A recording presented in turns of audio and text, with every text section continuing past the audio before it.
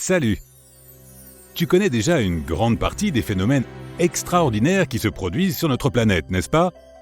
Mais as-tu déjà entendu parler de choses mystérieuses, sombres et parfois même bizarres?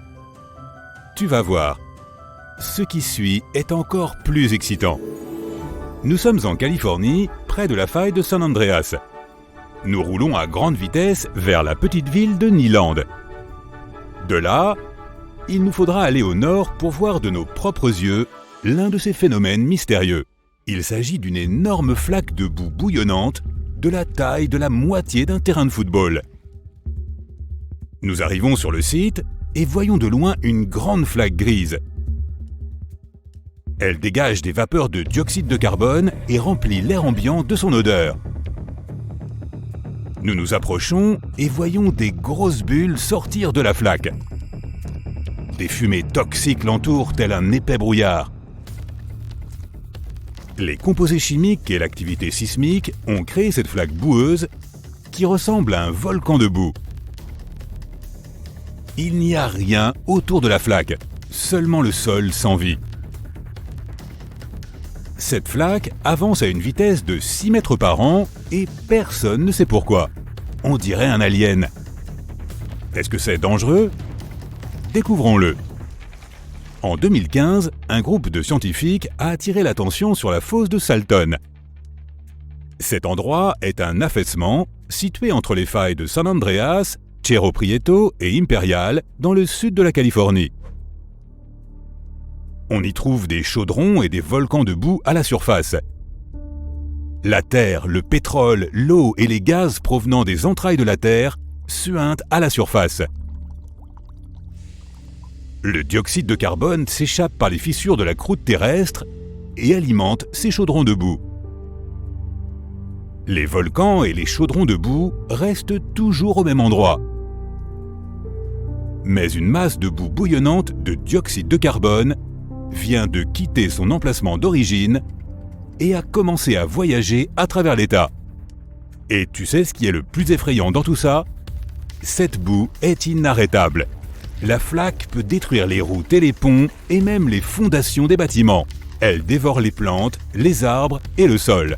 D'abord, les gens ont érigé des murs en acier enfoncés dans le sol à 25 mètres de profondeur. Mais lorsque la boue rampait jusqu'à ces murs, elle s'enfonçait simplement sous les structures d'acier et ressortait de l'autre côté. Une autre tentative a été de creuser une grande fosse pour atténuer la pression du dioxyde de carbone. Mais la flaque l'a aussi traversée. Les scientifiques ont étudié l'activité sismique de la région pour savoir si et comment elle pouvait affecter le mouvement de la boue. Il s'est avéré que la flaque n'a rien à voir avec cela. La faille de San Andreas est l'une des zones sismiques les plus observées de la planète. Et les gens ont rapidement découvert que la flaque en mouvement n'était ni un signe avant-coureur, ni le résultat de tremblements de terre. Certaines personnes appellent ce phénomène un geyser, mais cela ne semble pas correct. La flaque n'a absolument rien à voir avec l'activité volcanique. Les agences géologiques essaient toujours de découvrir la nature exacte de ce phénomène. Mais l'explication définitive se fait attendre, car les recherches sont coûteuses. À présent, le monstre de boue se déplace lentement, mais sûrement, vers le sud-ouest de l'État, et il y a des voies ferrées sur son chemin. Une entreprise de construction routière prévoit d'employer une solution de contournement pour éviter la collision avec la flaque de boue. Il semble que ce soit la seule option, car pour l'instant, il est impossible de se débarrasser de cette gadoue en ébullition. Reprends la voiture et roule loin d'ici avant que la boue vivante ne t'engloutisse. Mais ne quitte pas la Californie. Nous allons dans une autre plaine désertique. Il fait chaud ici et il y a une petite couche de sable sous tes pieds. Autrefois, cette plaine était le fond d'un lac, mais aujourd'hui, c'est un endroit complètement dépourvu de vie. Tu remarques une longue trace, comme si quelqu'un avait traîné un sac lourd sur le sol. Elle suit une droite, puis va sur le côté et fait un demi-cercle. La trace se termine juste à l'endroit où se trouve une pierre grosse et lourde de la taille d'un ballon de basket. À proximité, tu peux en voir une autre avec une trace similaire derrière elle. Tu pensais que la boue en mouvement était un phénomène bizarre? Alors que dirais-tu de pierres qui bougent? Mais cette fois, nous savons ce qui se passe. Ces pierres se trouvaient à un autre endroit il y a 1 an, mais la nature les a déplacées ailleurs. Et de nombreuses conditions météorologiques doivent coïncider pour que cela se produise. D'abord, la pluie tombe et inonde toute la plaine. Ensuite, la nuit arrive, la température de l'air diminue et toute l'eau est recouverte d'une fine couche de glace. Le lendemain, l'air se réchauffe, la glace se fissure et se divise en de nombreux morceaux. Un vent fort souffle et les morceaux commencent à flotter sur l'eau. Certains poussent des pierres qui se mettent à glisser sur le sol.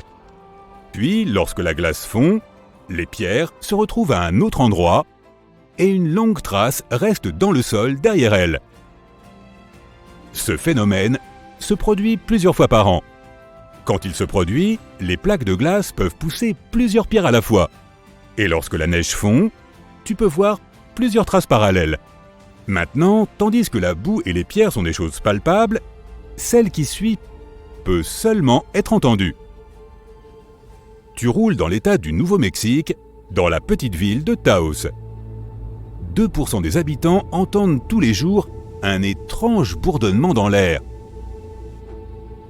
Certains habitants pensent que ce son est lié d'une manière ou d'une autre aux technologies utilisées par des visiteurs provenant d'autres galaxies. Il existe aussi une théorie selon laquelle quelque chose de sinistre vit dans la ville. On dit que Taos est maudite. Un mauvais esprit ou un fantôme punirait les gens pour quelque chose que leurs ancêtres auraient fait dans le passé. Les scientifiques ne savent toujours pas expliquer la nature de ce son. Une autre théorie affirme qu'il est causé par l'acoustique inhabituelle de l'endroit, tandis que d'autres pensent que le bourdonnement est une hallucination collective. Certains pourraient l'entendre simplement parce que tout le monde en parle, et leur esprit crée une illusion du son qui n'existe pas vraiment. D'ailleurs, le son n'est pas non plus le même pour tout le monde. Pour certains, c'est un vrombissement sourd, tandis que pour d'autres, c'est plutôt un bourdonnement. Mais ce n'est pas le seul endroit où l'on peut entendre ces sons étranges.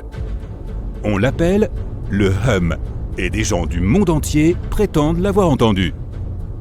Certains habitants d'un petit village d'Écosse le décrivent comme un vrombissement sourd et épais. Certains habitants de Floride ont également entendu un son similaire. On ne sait pas exactement quand ce phénomène est apparu.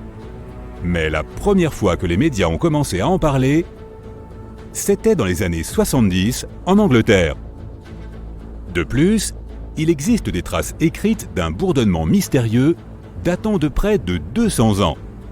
Selon certaines estimations, environ 2% seulement des gens sur la planète peuvent entendre le bourdonnement. Peut-être que leurs oreilles captent des ondes de basse fréquence, ou bien la raison est tout autre. Dans de nombreuses villes, les gens se sont plaints du bourdonnement auprès des autorités, ce qui a conduit à certaines enquêtes officielles qui n'ont jamais abouti. La plupart des endroits où le son est apparu sont des zones industrielles, ce qui signifie qu'il y a de nombreuses usines sur le territoire. Les bruits des moteurs, des machines en fonctionnement et des systèmes de ventilation peuvent en être la cause. Mais des enquêtes détaillées n'ont pas permis de découvrir la véritable nature du son. Et toi? Qu'en penses-tu? Tu as des suggestions? Peut-être que ta théorie sera similaire à celle que ces scientifiques ont proposée.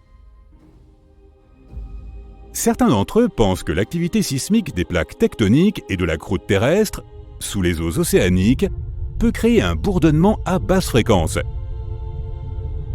Pourtant, il n'existe aucune preuve objective de cela non plus.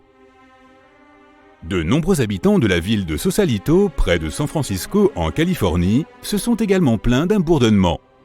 Et c'est là qu'est apparue la théorie la plus étonnante. Elle stipule que le bourdonnement vient des poissons. Il y a en effet beaucoup de poissons-crapauds qui pullulent le long de la côte ouest. Ces créatures émettent un son particulier pour attirer les autres poissons. Lorsqu'elles le font, leurs ondes sonores résonnent dans la coque des maisons flottantes de la côte. Les riverains peuvent entendre cette résonance.